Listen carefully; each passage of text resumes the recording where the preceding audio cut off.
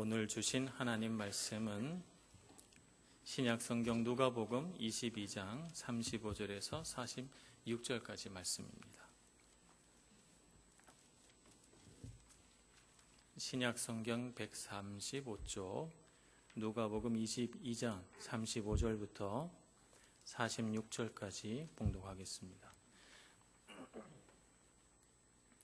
그들에게 이르시되 내가 너희를 전대와 배낭과 신발도 없이 보내었을 때에 부족한 것이 있더냐? 이르시되 없었나이다. 이르시되 이제는 전대 있는 자는 가질 것이요 배낭도 그리하고 검 없는 자는 겉옷을 팔아 살지어다. 내가 너희에게 말하노니 기록된 바 그는 불법자의 동류로 여김을 받았다 한 말이 내게 이루어져야 하리니 내게 관한 일이 이루어져 감이니라. 그들이 여짜오되 주여 보소서 여기 검 둘이 있나이다. 대답하시되 족하다 하시니라. 예수께서 나가사 습관을 따라 감람산에 가시매 제자들도 따라갔더니 그곳에 이르러 그들에게 이르시되 유혹에 빠지지 않게 기도하라 하시고 그들을 떠나 돌 던질 만큼 무릎을 꿇고 기도하여 이르시되 아버지여 만일 아버지의 뜻이거든 이 잔을 내게서 옮기시옵소서. 그러나 내 원대로 맛이 없고 아버지의 원대로 되기를 원하나이다 하시니 천사가 하늘로부터 예수께 나타나 힘을 더하더라. 예수께서 힘쓰고 애써 더욱 간절히 기도하시니 땀이 땅에 떨어지는 핏방울같이 되더라. 기도 후에 일어나 제자들에게 가서 슬픔으로 인하여 잠든 것을 보시고 이르시되 어찌하여 자느냐? 시험에 들지 않게 일어나 기도하라 하시니라. 아멘. 찬양대의 찬양을 하나님 앞에 올려드리겠습니다.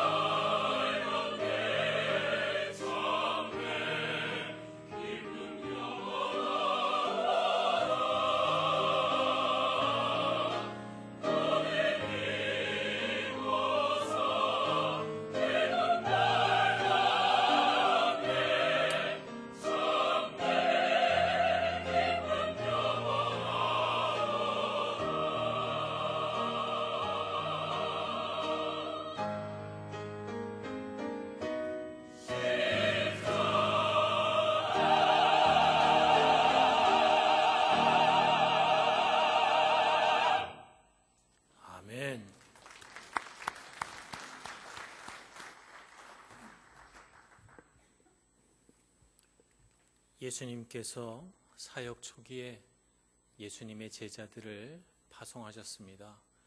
2명씩 혹은 7명씩 이렇게 묶어서 파송하셨죠. 그때 예수님께서 이르시기를 전대나 배낭이나 신발 같은 거, 여분의 신발 이런 거 준비하지 말고 지팡이 하나만 들고 가라. 어디를 가든지 하나님께서 잘 곳을 마련해 주시고 어디서든지 먹을 것이 떨어지지 않게 주겠다. 그래서 제자들이 다니면서 복음을 전하고 많은 기적을 일으키고 귀신을 쫓아내고 하는 일들을 했습니다.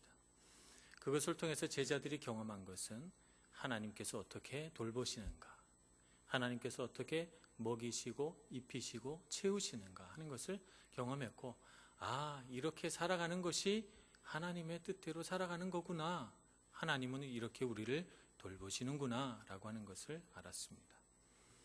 그런데 지금 주님께서는 전대 있는 자는 전대를 차고 배낭 있는 자는 배낭을 짊어지고 또 겉옷을 팔아서 검을 준비하라 이렇게 말씀하십니다.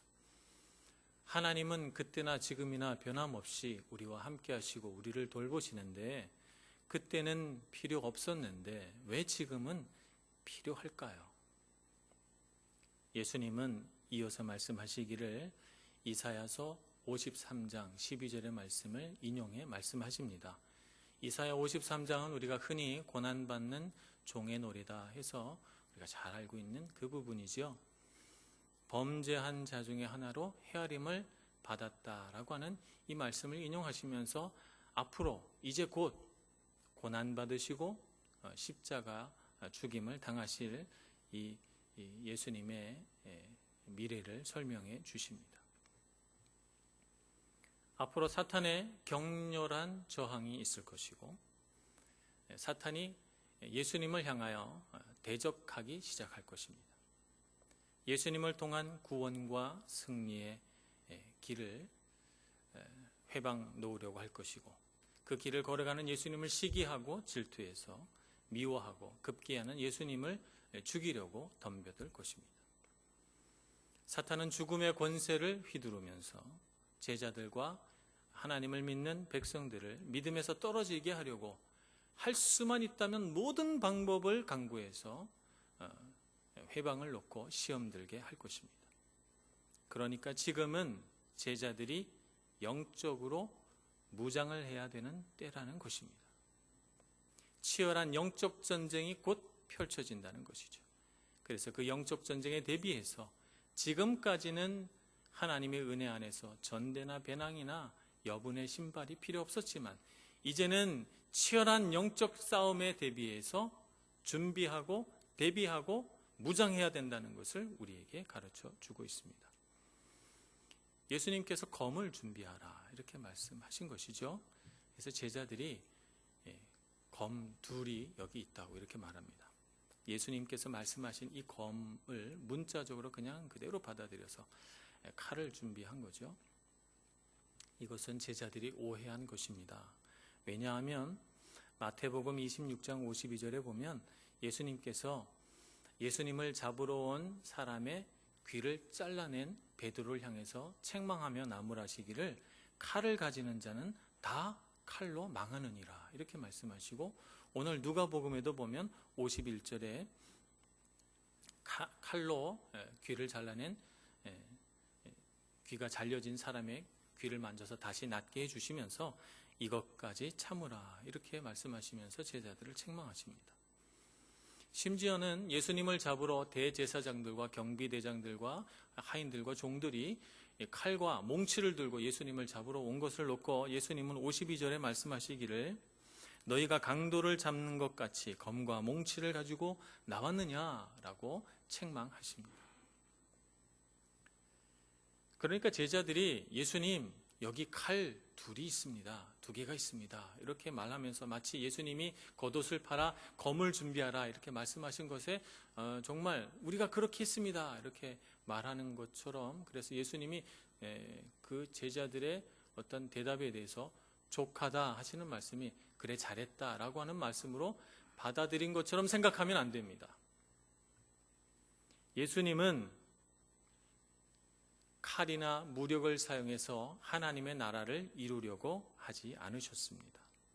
예수님께서 말하신 검이란 문자적 의미에서 칼을 의미하지 않는다는 것을 알아야 합니다. 제자들은 그것을 오해하고 이제부터 호신용으로 칼을 가지고 다녀야 되나 보다 이렇게 생각을 했지만 예수님에게 있어서 칼은 그런 의미가 아닙니다. 그래서 이해하지 못하는 제자들 앞에서 That is enough. 구에스토의 바스타. 두 가지 언어를 다 하니까 머리가 아파요. Enough. 됐다. 그만 됐다. 이해하지 못하니까 예수님께서 이젠 됐다. 이렇게 말씀하시는 의미에서 족하다. 이렇게 말씀하신 거지 잘 준비했다라는 말씀이 아니라는 것을 알아야 합니다.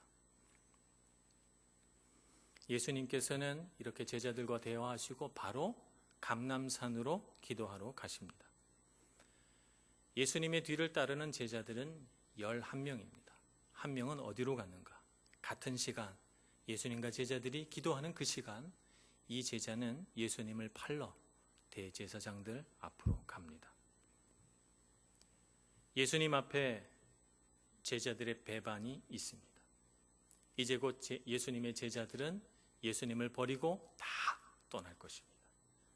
이제 예수님은 멸시와 조롱과 고난을 받을 것입니다.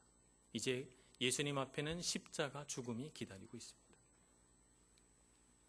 이 모든 것을 받아들여야 하는 싸움이 예수님 앞에 있는 것이죠. 이 모든 것들 속에서 하나님의 뜻을 온전히 이루어 드려야 하는 싸움이 있는 것입니다. 그래서 예수님은 이 치열한 싸움을 싸우기 위해서 이 싸움에 대한 대비로 이 싸움을 잘 싸우기 위해서 무엇을 하러 가셨는가? 기도하러 가셨던 것입니다. 그러니 예수님에게 있어서 검이란 기도를 뜻하는 것입니다. 예수님은 그 검을 준비하라 제자들에게 말씀하셨는데 제자들은 잘못 이해한 것입니다. 그래서 오늘 말씀해 보면 감람산에서 기도하시기 전에 40절 유혹에 빠지지 않게 기도하라 이렇게 이르시고 기도가 다 끝나신 뒤에 46절 자고 있는 제자들을 향하여 어찌하여 자느냐 시험에 들지 않게 일어나 기도하라 이렇게 다시 한번 이르십니다. 그래서 예수님이 기도하시는 앞과 뒤에 제자들에게 깨어 기도하라는 말씀을 들려주시죠. 이제 곧 시작될 핍박과 박해 속에서 제자들이 믿음을 버리지 않고 이겨내도록 기도하라. 시험에 빠지지 않도록 유혹을 이겨내도록 기도하라 말씀하고 있는 것입니다. 기도는 우리가 이 세상을 살아가면서 맞닥뜨리게 되는 온갖 유혹과 시험 또 고난과 도전 앞에서 그것을 맞서 싸울 수 있는 유일한 방법이라는 것을 우리가 알아야 합니다. 그렇기 때문에 우리는 기도해야 합니다. 기도하는 것을 결코 쉬어서는 안 됩니다. 그러면 우리는 구체적으로 무엇을 가지고 무엇을 위해서 기도해야 되는가? 첫째는 죄에게 종노릇하지 않기 위해서 기도해야 됩니다. 구약 성경 사사기에 보면 삼손이라고 하는 사람이 등장합니다. 이 삼손은 부모가 기도해서 태어난 아들입니다. 태어날 때부터 머리에 칼을 대지 않고 머리를 깎지 않는다는 의미입니다.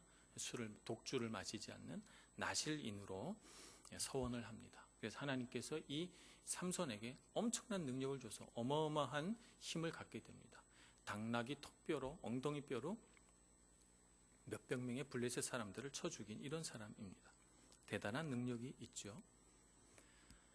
근데 정말 대단한 능력이 있는 이 삼손에게 한 가지 치명적인 약점이 있었는데 그는 여자에게 약했습니다. 그를 유혹하려고 블레셋 사람들이 들릴라라고 하는 아리따운 여자를 스파이로 삼손에게 보냅니다.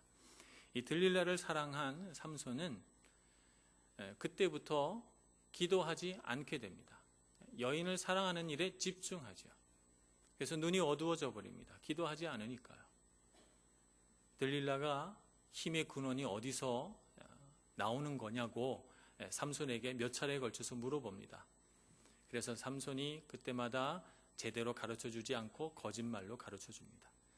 들릴라는 그때마다 블레셋 사람들을 불러서 숨어 있다가 삼손을 결박하려고 합니다. 이렇게 무려 3번이나 했는데도 삼손은 이와 같은 들릴라의 간교한 꾀를 눈치채지 못합니다. 왜냐하면 기도하지 않으니까. 결국 4번째, 자기의 모든 힘의 근원은 머리털이라고 고백하고 말았고, 블레셋 사람들은 그의 머리털을 깎고 사로잡아 가서 그의 눈에 2눈을 파내버리고 짐승처럼 맷돌을 끄는 사람으로습니다. 유혹의 순간에는 성경의 어느 구절에도 삼손이 기도했다는 고백이 나오지 않습니다. 그러다가 사사기 16장 28절에 드디어 삼손이 기도하는 부분이 나옵니다. 그 부분은 삼손을 불러내다가 블레셋 여러 방백들이 그를 조롱하고 그를 멸시하면서 침을 뱉고 놀리기를 너의 힘이 어디서 오냐 이렇게 말하면서 하나님을 저주하고 모욕하는 장면이 나옵니다. 바로 그 부분에 삼손은 하나님께 기도합니다. 여호와여 구하옵나니 이번만 나를 강하게 하사 원수를 갚게 하옵소서. 이렇게 고백하면서 기둥을 잡아 끌어서 블레셋 사람들과 함께 죽습니다. 성경이 이르기를 그가 살아서 죽인 블레셋 사람보다 그가 죽으면서 죽인 블레셋 사람들이 더 많았다 이렇게 고백하죠. 그렇게 기록합니다. 다윗이 있습니다. 다윗은 밧세바와 간음할 때 기도하지 않습니다. 성경 어느 곳에서도 다윗이 기도했다는 기록이 나와 있지 않습니다. 밧세바의 남편 우리아를 결국 전쟁터에 보내서 자기 부하들을 사주해서 죽음에 이르게 했지만 그는 그 순간에도 기도하지 않습니다. 그러다가 결국 나단 선지자가 하나님께 부름을 받아서 다윗을 책망하라 하는 사명을 가지고 다윗 앞에 와서 다윗을 꾸짖고 하나님의 말씀으로 그를 나무랄 때 그는 기도하기 시작합니다. 자기의 죄를 깨닫고 그 앞에 엎드려서 기도합니다. 시편 51편은 이때 다윗이 어떻게 기도했는가 하는 것을 우리에게 잘 보여줍니다. 오늘 그 부분 중에 시편 51편 중에 한 부분을 인용합니다. 11절 말씀, 나를 주 앞에서 쫓아내지 마시고 주의 성령을 내게서 거두지 마옵소서. 이렇게 기도합니다. 죄로 인해서 두려워진 다윗이 그 앞에 꿇어 엎드려 나에게서 성령을 거두지 마시고 나를 주 앞에서 쫓아내지 마옵소서. 눈물을 흘리며 기도합니다. 사탄은 우리를 죄를 지어 하나님 앞에 떠나게 만듭니다. 그래서 우리가 하나님을 떠나 얼마든지 자유롭게 살면서 마음껏 죄를 짓도록 사탄은 우리에게 유혹하고 시험을 줍니다. 기도하지 않으면 우리는 그와 같은 죄의 유혹에 빠져들게 되고 결국은 죄의 종노릇하며 살아가게 됩니다. 여러분, 그래서 우리가 기도해야 됩니다. 기도하지 않으면 삼손처럼 눈이 어두워지고 다윗처럼 죄가 죄인 줄 모르게 됩니다. 그래서 우리는 기도해야 됩니다. 쉬지 말고 기도해야 됩니다. 로마서 6장 6절은 이렇게 말합니다. 우리가 알거니와 우리의 옛사람이 예수와 함께 십자가에 못 박힌 것은 죄의 몸이 죽어 다시는 우리가 죄에게 종노릇하지 아니하려 함이니 라고 고백합니다. 우리의 옛사람은 죄를 짓기 쉽고 죄에 연약한 우리 옛사람은 예수님과 함께 십자가에 못 박혀 죽었습니다. 죽고 나는 예수 그리스도의 영, 성령과 함께 새 사람을 입고 살아가는 예수의 사람이 된 것이죠. 그래서 성령을 가슴에 모시고 사는 사람은 결코 기도를 쉴 수가 없는 것입니다. 죄의 종노릇하며 살아갈 수가 없습니다.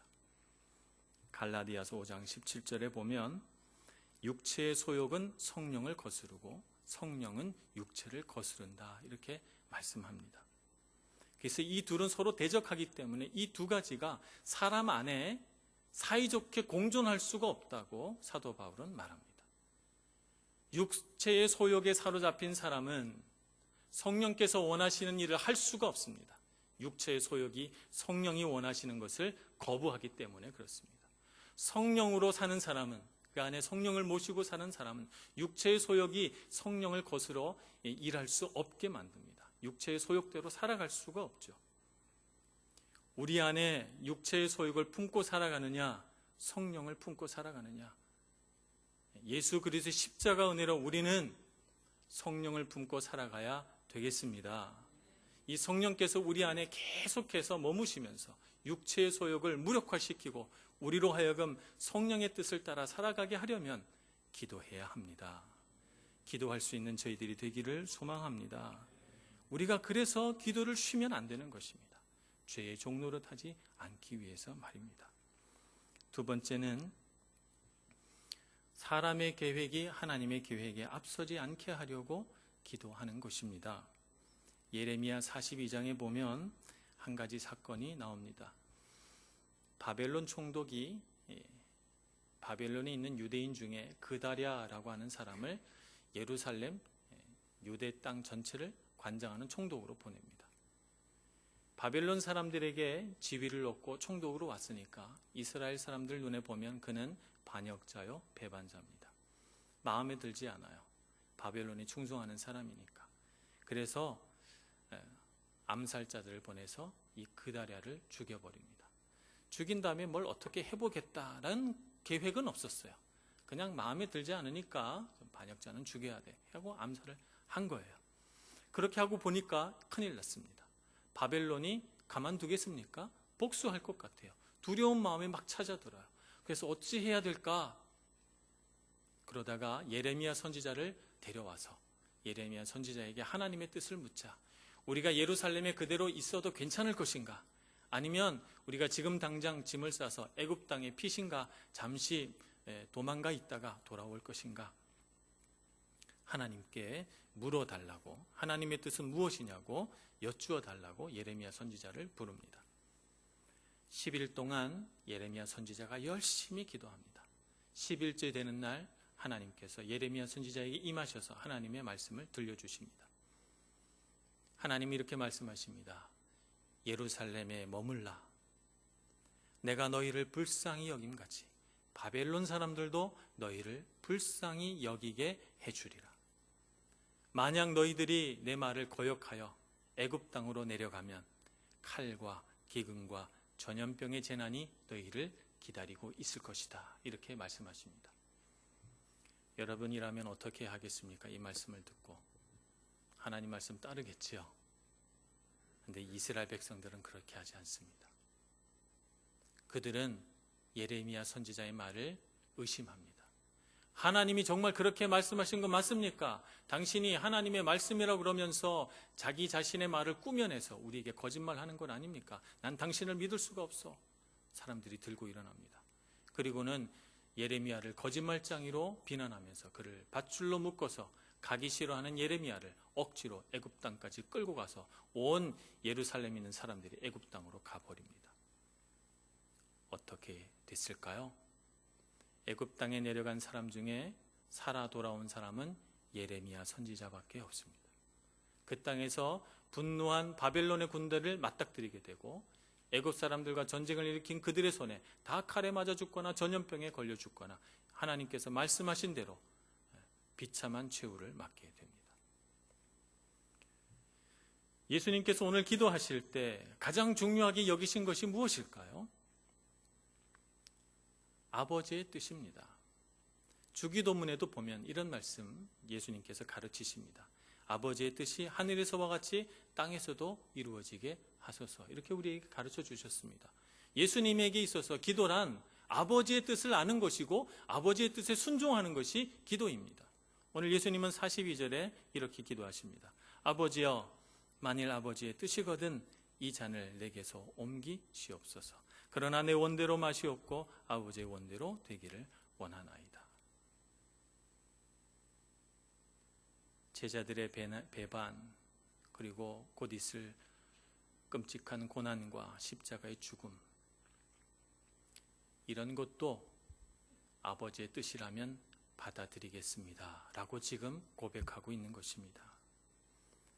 그래서 하나님의 뜻에 순복하여 죽음의 권세를 이겨내는 치열한 싸움터에서 엄청난 영적 싸움을 하시느라 예수님의 땀방울이 핏방울이 되어 떨어지기 시작합니다.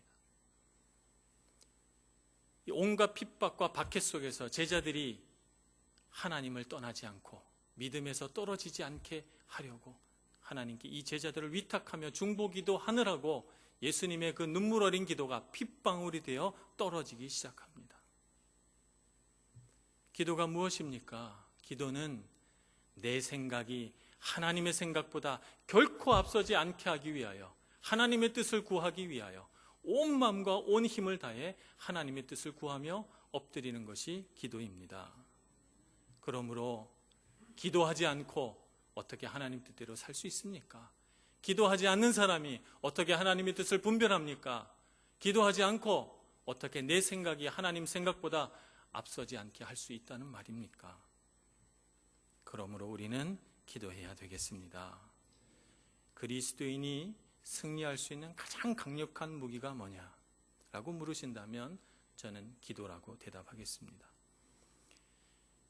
기도가 그리스도인에게 가장 강력한 무기인 것을 우리도 알고 사탄도 압니다. 그러면 사탄은 어떻게 해야 승리하겠습니까? 사탄의 적인 그리스도인에게서 그 무기를 빼앗아 파괴하면 그들은 이깁니다. 가장 강력한 무기, 무조건 승리할 수 있게 만드는 무기를 빼앗아서 파괴하면 사탄이 이기는 것이죠. 그래서 오늘날 우리의 싸움은 그 강력한 무기를 소유하느냐 마느냐의 싸움입니다. 사탄을 이길 수 있는, 무조건 승리할 수 있는 그 강력한 무기를 그리스도인이 갖고 사느냐 놓치고 사느냐, 이와 같은 싸움 가운데 있는 것입니다. 그래서 사탄은 우리에게 유혹합니다. 기도 오늘 안 해도 됩니다. 내일 해도 됩니다. 아직 살 날 많으니 내일 해도 되고 모레 해도 되고 글피 해도 되고 다음 주에 해도 되고 다음 달에 해도 되고 지금 기도 안 하셔도 됩니다. 뒤로 미루게 하죠. 이 강력한 무기 사용하지 못하게. 만약 기도하러 엎드렸다면 되도록이면 짧게 기도하면 좋겠다. 5분 기도하면 엄청나게 길게 느껴지게 만들고 10분 기도하면 몸서리치게 만들고 그래서 기도하지 못하게 만드는 것이죠. 기도하려고 했더니 온갖 잡생각들이 몰려들어오고 산만해지고 그래서 기도하는 자리가 은혜 받는 자리가 되지 못하게 만들어버리고 심지어는 기도에 대한 반감을 갖게 하고 기도해봐야 별 소용이 있나 라고 하는 불신앙의 마음을 갖게 하고 기도하다가도 기도해도 응답이 없네 라고 하는 낙심한 마음을 갖게 하고 온갖 방법을 다 사용해서 그리스도인이 이 강력한 무기를 갖지 못하게 합니다. 여러분, 기도해야 되겠습니까? 안 해야 되겠습니까? 우리에게 있는 이 강력한 무기를 사용할 수 있는 그리스도인이 돼야 되겠습니다. 주님 앞에 엎드리는 그리스도인이 돼야 되겠습니다. 겟세마네 동산에서 예수님은 원수가 격렬하게 공격하면 할수록 더욱 간절하게 기도하셨습니다. 승리를 얻을 때까지 말입니다. 우리는 결코 기도를 쉬어서는 안 됩니다. 기도는 오늘 안 하고 내일 해도 되는 것이 기도 아닙니다. 매일 기도해야 됩니다. 기도가 우리 삶의 전부가 되게 해야 합니다. 우리 교회는 만민이 기도하는 집이다. 예수님께서 이렇게 말씀하셨어요. 기도하는 곳입니다. 우리 교회 와서 가장 중심에 두고 해야 될 일이 무엇입니까? 예배와 기도입니다. 우리 에베소서 6장 18절 말씀을 한번 보겠습니다.